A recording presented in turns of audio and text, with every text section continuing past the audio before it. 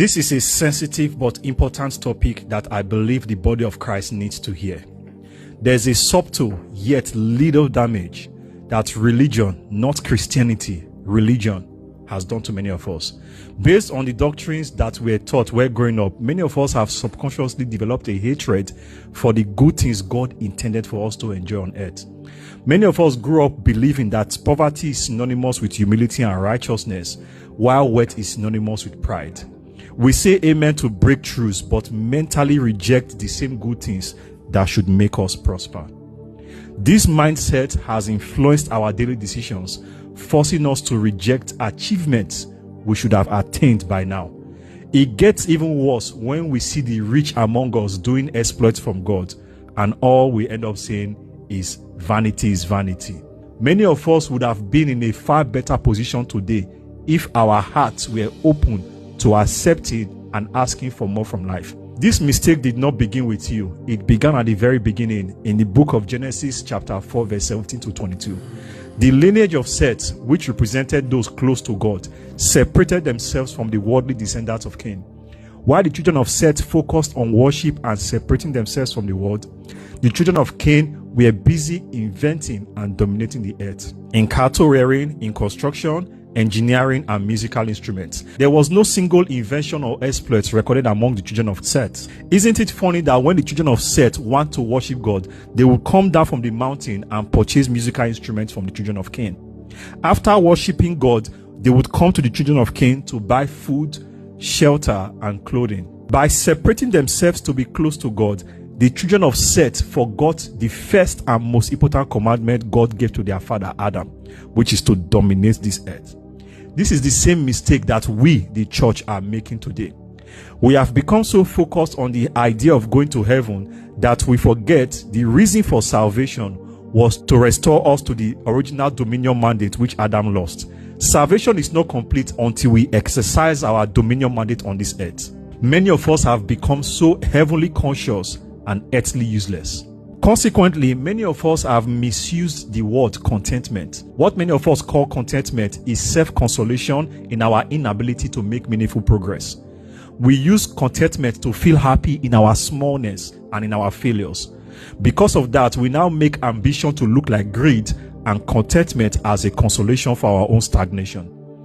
However, true contentment was designed by God to keep us humble, so that our great acquisitions and achievements would not lead us into pride. Contentment should not even be in the picture when you are small and not making any impact for God. Contentment does not mean remaining at point A when there's a whole alphabet of growth ahead of you. If contentment means stagnation, then we are preaching a false gospel. The gospel of the Lord is progressive, not myopic, and not relegated to the background.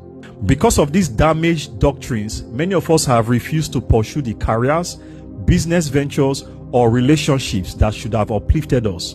We have trapped ourselves in a mental prison. If we look at the church and the lives of those like Peter, we will see people who were skilled and successful in their professions, and they also carried the raw power of God. If we are to represent God properly on this earth, we must realize that two things come with salvation to help us dominate this earth. And that is the power of God and wealth. When used in unity, the church will be unstoppable. But when the church fails to believe these things are meant for them, how can we then attract the world to Christ?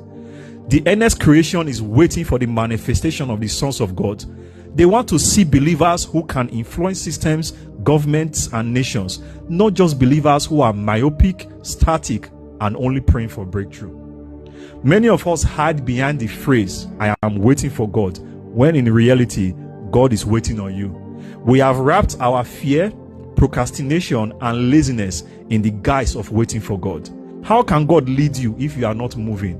How can He bless the work of your hands if you have no work even there? Isn't it funny that we don't wait for God to speak to us to decide the clothes to wear, when to cross the road, what to study, or what to eat? But when it comes to certain decisions that will change our lives, we begin to consolidate our indecisions with waiting on God. How many good opportunities in life have we missed because of this? Yes, there are cases where God will need to speak to you to make certain decisions, but those are rare cases. For the most part, God operates by allowing you to make the move, and as you are moving, he will guide you. Many are waiting for God to speak by a voice when God is already leading them by conviction. The Bible says, commit your ways to the Lord, not your stagnancy and not your indecision. You must be walking in a way for him to show you the path. When we learn to make decisions, trusting God while moving, the spirit of delay will no longer be a prayer point in our churches. We are not saying any of this that you should abandon God and begin to pursue money. We are not saying that everyone will be wealthy anyway. Even the Bible says the poor will always remain among you. But if we are to carry the gospel the way it is, we must learn to trust the Lord, make the right moves, and ensure we dominate this earth for him.